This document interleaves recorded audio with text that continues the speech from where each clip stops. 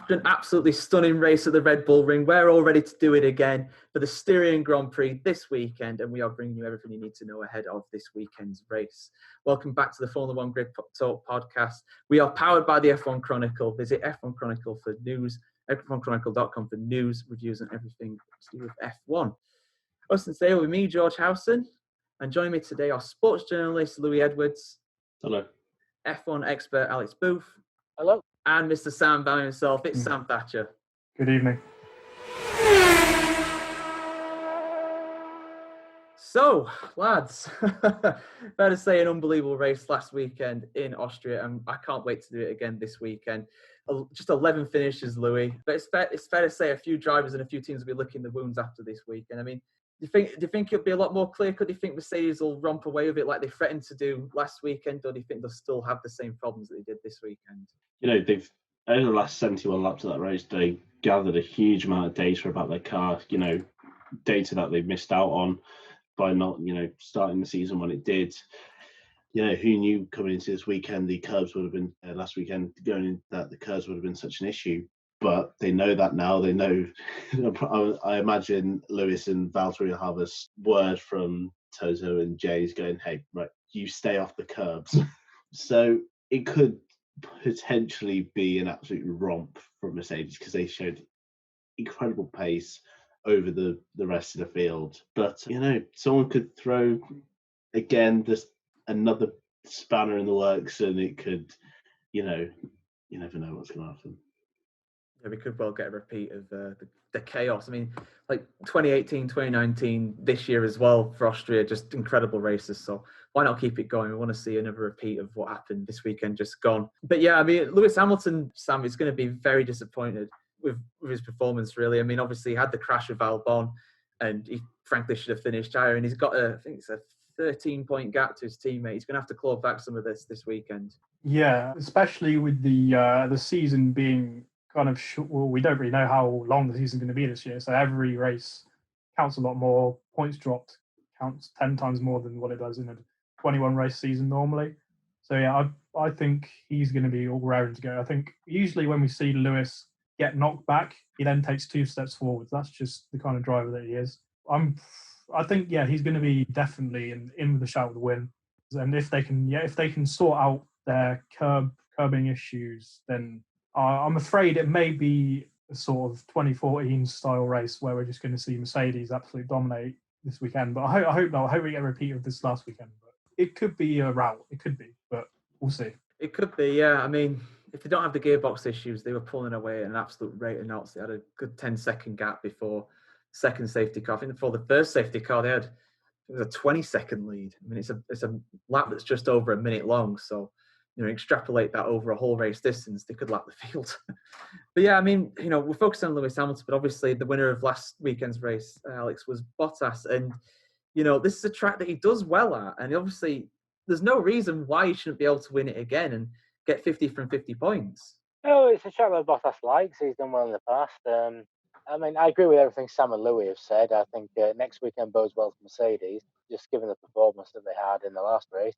But other factors could make a difference. I mean, weather and things like that. I don't know what the weather forecast is for that weekend.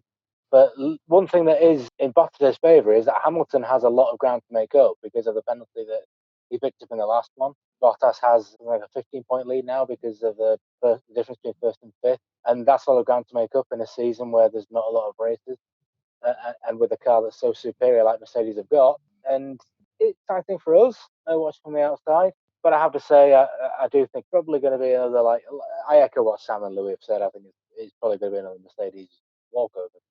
Yeah, it's definitely Mercedes' race to lose, I think, after their performance this weekend, even though it was not a 1-2 for them. They were the 2 fastest cars on track, and if they sort out their gearbox issues, obviously, like Louis said, they've got so much data now. They know what to do. They know what works and what doesn't.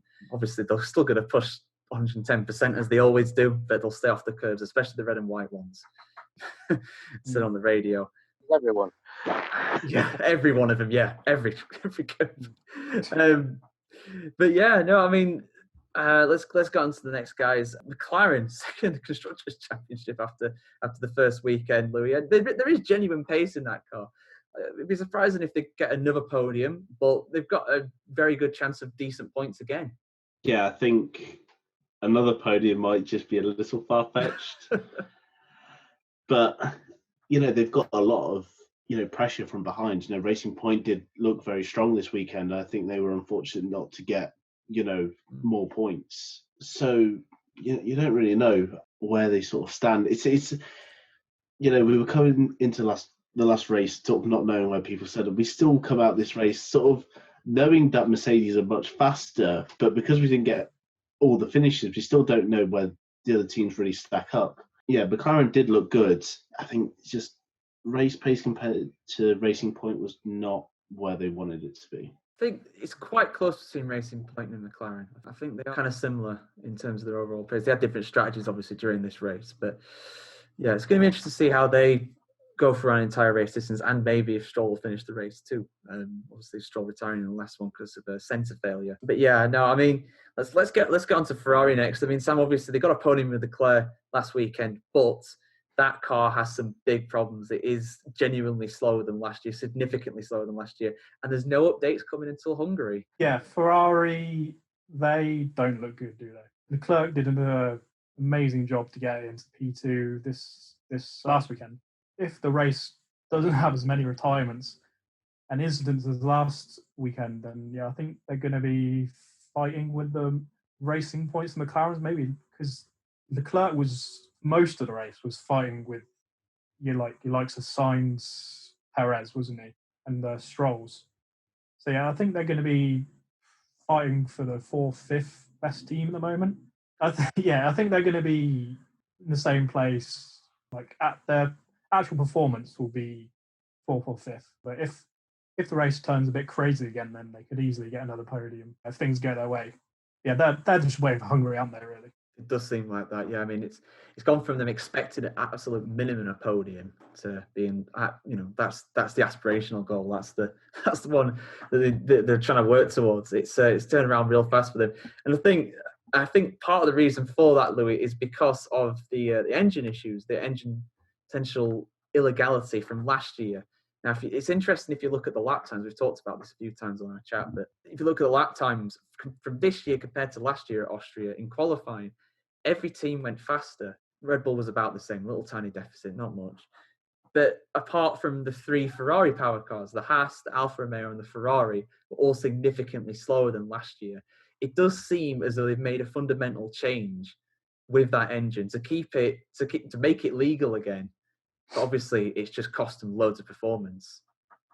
Yeah, I mean, we saw what that Ferrari power could do last year, and we were all completely blown away. And it wasn't really too much of a surprise that it wasn't strictly legal. And yeah, they've clearly come into 2020 with a completely new package in the back of that car, and it's not working, and it's not working for their customers either. But Ferrari, not only have the engine been a problem, they've added so much drag to that car, in search of downforce, that they've even lost more tenths. They're just trying to be as quick as Mercedes, and in the Ferrari way, they've ruined themselves.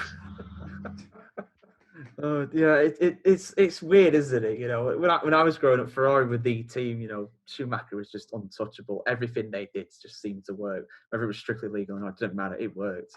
And now it's just everything they seem to try. It just doesn't work. It's weird. They keep getting close to Mercedes every now and again. They tease a championship, but they just never do it. They can never deliver. Then they have a season like this where they're miles off. I mean, it's just farcical, isn't it, Alex? How Racing Point, a team that went into administration 2 years ago, now legitimately have a car that's probably faster than the Ferrari. Crazy to think, isn't it? I don't know how much Ferrari have been hampered by the lockdown, I suppose, because the factory's been completely shut down and they can't work on the car. But it's the same for everybody as well. Maybe what Lewis said about the FIA and the engine agreement from last year, maybe that's had an effect on this season's car. Who knows? I was actually saying maybe they might have done a bit better pulling the 2019 car out of the museum instead of this season. Yeah, it's not where you want to be if you're the team principal of Ferrari. And they got lucky, I suppose, in the first race at Austria with Leclerc finishing second, thanks to the penalties above him. But yeah, they don't want to be qualifying 7th and 11th. They want to be right up there. It's not where Ferrari want to be. So there's a lot of work needs to be done in Maranello. Yeah, it's really not where they want to be at the end of the day, but it's probably going to be another repeat if we have a dry qualifying. It is interestingly meant to rain again this weekend, but it did say that last weekend, meant to be stormy all weekend, and we barely had any rain. We had some in free practice, but that was it, not a lot. So odds are it will probably be another dry race, and if it is, then we're going to be down with the McLarens and racing points. I think the Leclerc and Vettel are going to really struggle to beat him, quite frankly. But yeah, we'll see what happens with them. Yeah, moving on. Renault. Now, they got 8th with Esteban Ocon this weekend, just gone. Obviously, Ricciardo having his mechanical failure. But they're not really where they want to be, Sam. They want to be with the racing points and the McLarens, but they just seem a little bit below that, especially around this track. Yeah, they were kind of on their own a bit, weren't they? They weren't as quick as like Racing Point, Ferrari, and McLaren. They were kind of with Tauri, sort of just kind of right in the middle of the midfield, not really being where they wanted to be. It just seems as though every single year we seem to say, "Oh yeah, Renault next year they're gonna be fighting for wins." It just never happens, does it? And that, yeah, Ricciardo. What happened to him last week? Did his engine just fail? Gearbox or something. Gearbox, some kind of mechanical issue. Yeah. Yeah, Ocon did well to finish 8th, kept out of trouble. The qualifying was a bit poor, to be honest. I thought he could have got into Q3 potentially. Yeah, it's the same every year with Renault, isn't it? It's annoying because they were once a great team. Gave Fernando Alonso great cars in 05 and 06 to winning those titles. But yeah, Renault is just weird. I don't know. Yeah, I think and their future in the sport is also in doubt, isn't it? Because their money basically comes from the people of France, and if they're not delivering, then they might just say, "Oh, what's the point of us continuing?" Yeah, we'll see. Next year, of course, they're only providing engines for themselves, so maybe that can help them. But I doubt it. Seems to be the French way, doesn't it? Just to wave the white flag as soon as any kind of trouble arises. I had to do it. I had to do it. Come on. That will not go down well. Yeah, great man. Oh, it's just a joke. Come on. Yeah. Jesus. Anyway, I don't think we have many people from France listening to the podcast anyway. That's probably a reason why. Yeah, it seems as though we don't like Renault a lot here, but I don't know. The thing is, I kind of want Renault to do well. It's another team to mix it up, but it doesn't seem to work for them. They've got 2 great drivers in Ocon and Ricciardo, and the car's just quite there. But after 1 year, Ricciardo's already had enough. He's out of there already. Yeah. They've paid him so much to get him there, and then he's just like, "See you later. I'm off to McLaren, lads. Have fun on your own." It's got a sting on it for him because obviously they supplied McLaren with engines. They want from next year, but McLaren have jumped ship as well. So yeah, I didn't realise that, but they'll only be supplying themselves next year. But potentially they could have a faster engine than the Ferrari at the moment. But obviously the car's not quite there to compensate for it. But yeah, so moving on. Giovinazzi ended up getting 2 points last weekend. Lou, but Alfa Romeo are going to really struggle to get points again this weekend unless we see another manic race. Yeah, Giovinazzi's points were very circumstantial, and Alfa really looked poor. They were out-qualified both cars were out-qualified by Russell and the Williams. And yeah, full credit to George for what an amazing lap he did last week. But it's kind of worrying for Alfa Romeo. Well, there was Sauber not doing brilliantly. Leclerc comes in, smashes it. Everyone thinks Alfa Romeo are on the climb, and then as soon as he's jumped ship, they sort of just tanked again. They sort of slipping back to could potentially be the back of the field, depending on how Williams do. But yeah, it's not encouraging signs for them, and yeah, they with their as we've already said, with their Ferrari engine, it's may not look like it's going to get any better. Yeah, Alfa Romeo, like Ferrari and Haas, about second off what they were last year, and obviously a lot of the teams improving on last year, so they have really slipped back. Russell could well out-qualify them again this weekend. In theory, it's only a week difference. There shouldn't be too much difference in the cars. Getting on to, unbelievably, the lead Red Bull team, I guess you could call them at the moment, in terms of the Constructors' Championship, AlphaTauri. Alex, they've got a decent car. They've got a tidy car. They were definitely they're up there with Renault. They could get points again this weekend, especially if we do get retirements like this time, and they were just outside the top 10 in qualifying. So there's definite potential for some more points for them. They've got a tidy car, yes, that's very true. I think they'll be a little bit disappointed in the sense that they weren't as close to maybe the top teams as they were hoping for, because I remember when the AlphaTauri rebranding was happening, Helmut Marko was quoted as saying, it's no longer a Red Bull junior team, it's a Red Bull sister team. That leads you to believe that they'll be closer to the senior team as before.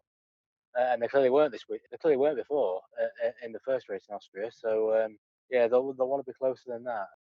Gasly brought it home in the points. Kvyat was unlucky to drop out towards the end and not pick up some more points.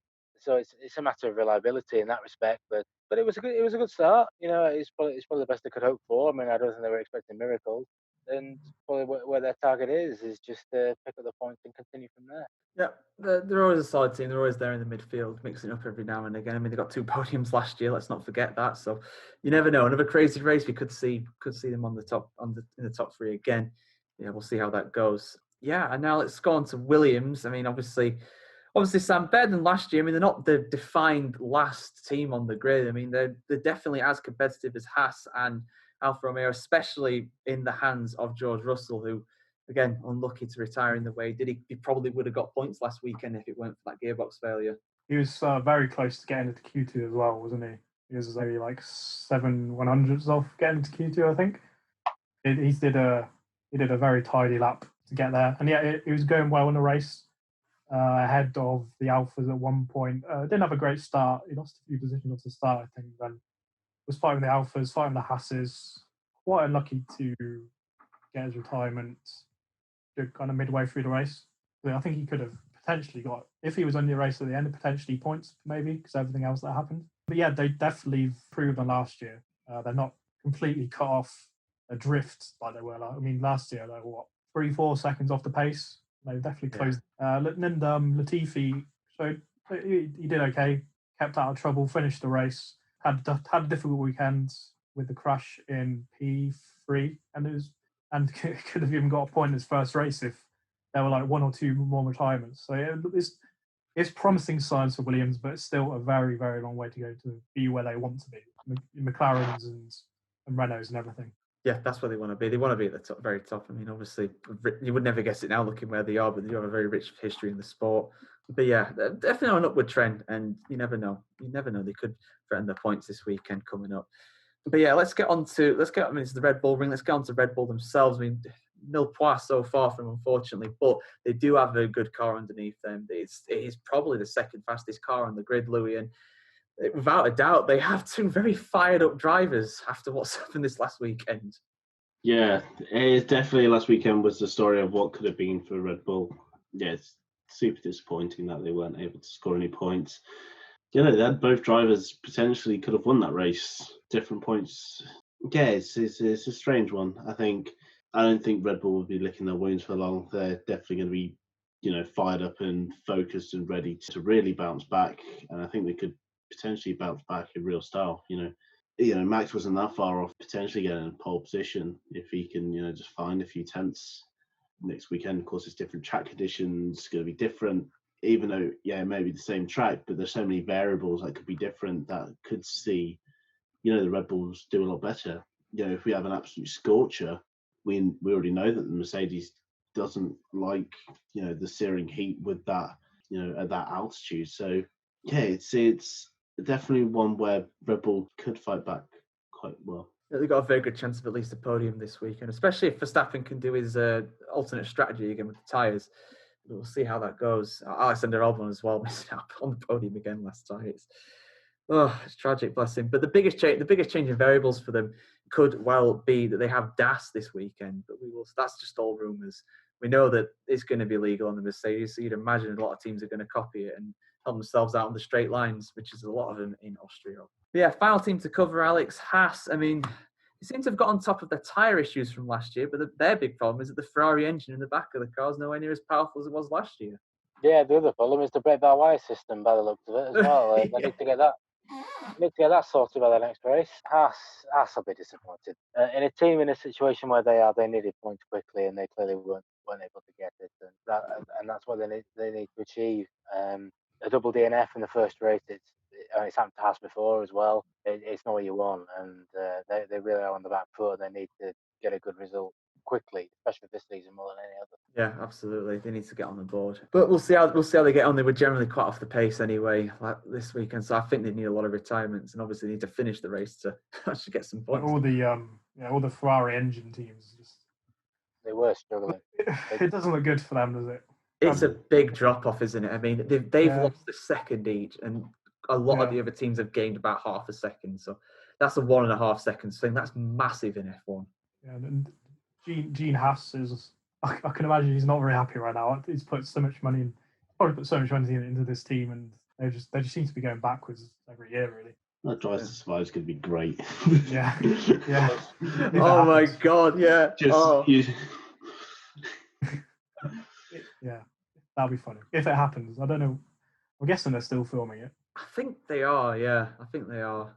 The way that they picked it up at the end of last season, they must be doing something. They've got to be doing, Yeah, Haas don't look good.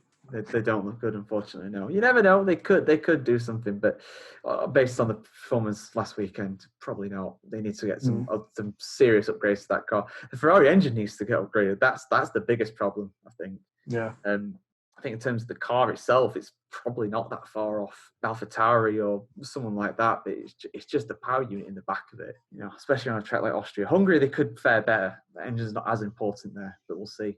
We'll see what happens with that. Part of the problem is probably though they've designed the car around a good engine, you know, to make it really nippy in a straight line, but it's not even that this year. So we'll see what happens with it. But yeah, so let's get our predictions in, lads. Let's go for the podium, the whole podium. I'm going to say, I'm going to be quite boring, and I'm going to go Bottas to win again, Hamilton second, and a very, very angry Max Verstappen third. Louis, what's your top three? I'm going to go Hamilton to win, Max second, Bottas third. Okay. Alex? Same drivers, but a different order. I'm going to go Hamilton's going to be first. It's going to be another Mercedes 1-2. So Hamilton first, Bottas second, and Verstappen third. Sam? Yeah, I'm going to agree with Alex. Yeah, I think Lewis is going to come back fighting from this poor weekend that he's had. I think he's going to win this weekend. Let's see. Yeah, I mean, I went for George Russell to get in the points last weekend for my bold prediction. Just trying to think. I'm kind of tempted to do the same. Really, I'm gonna probably just say it again because it's the same track. You never know. Let's go for it. George Russell to finish at least 10th, get his first F1 points. Louis, what's your bold prediction? I can't remember what my bold prediction was for last week. I think you said Ocon for 4th or something like that. Was that you? I think it could have been away. I have no idea. It seems like so long ago. It does, doesn't it? Yeah. It's been a week. That's it. I'm going to go as a bold prediction. Racing Point on the podium. Oh, despite not putting him on the podium. you got to edge your bets. One of them's got to be right. Yeah. Alex. Well, I was thinking the same as Louis there, actually. I know I predicted the podium, but I was thinking a bold prediction will be Racing Point will get the podium as well. But I can't say that because I've already predicted on the podium. Has to get in the point. That is a bold prediction after this weekend. Sam? More than 15 cars actually finished. Ludicrous. Never going to happen. I don't know. I'm gonna go Williams. I'm gonna go Latifi to get in the points. Oh, if Latifi gets the point before George Russell. Yeah. No offense to Latifi, but he's a good driver. But bloody hell, George Russell deserves a point. Yeah, but that'll be my bold one. Latifi to sneak into the points. Well, he was 7 seconds off last weekend, so you never know. But yeah, feel free to let us know your bold predictions as well. Let us know at F1 Chronicle on Twitter, also F1 Chronicle on Facebook too. But yeah, so we're also available on YouTube, Spotify, Google Podcasts, Apple Music, Omni Studio, Pocket Cast. Just search for the F1 Grid Talk on all of those. We're of course available on the F1 Chronicle website, f1chronicle.com. We've also got a big back catalogue of shows as well. I think this is number 36, something like that. So check out some of the old ones. We've got season reviews, driver ratings, some documentary style ones too, like Indygate and Eton Centre as well. And yeah, also we've got the Patreon too. Be sure to donate there. Just get us some lights and mics and all that good stuff to get some more high quality pictures to you guys. And don't forget, we've got an official store too with shirts, mugs, and all that like as well. And finally, do not forget to follow us on Twitch if you want to get a sneak preview of the show. You'll be able to watch it live with all of my many numerous blunders and borderline, well, not borderline, anti-French jokes. I mean, there might maybe some more this series. Who knows? Who knows if that'll make the cut? It might not, and you wouldn't have seen it if you didn't went on Twitch. So there you go. Thank you very much for joining us, lads. Really do appreciate it. Yeah, no worries. You're welcome. Had a good time. And we will see you on Saturday for the qualifying show live on Twitch. I imagine it's going to be about 4:00, something like that. We'll confirm it though on the socials just for you guys. But yeah, until then, stay safe, stay indoors. We'll see you next time. Goodbye. See you in a bit. Bye-bye. See you.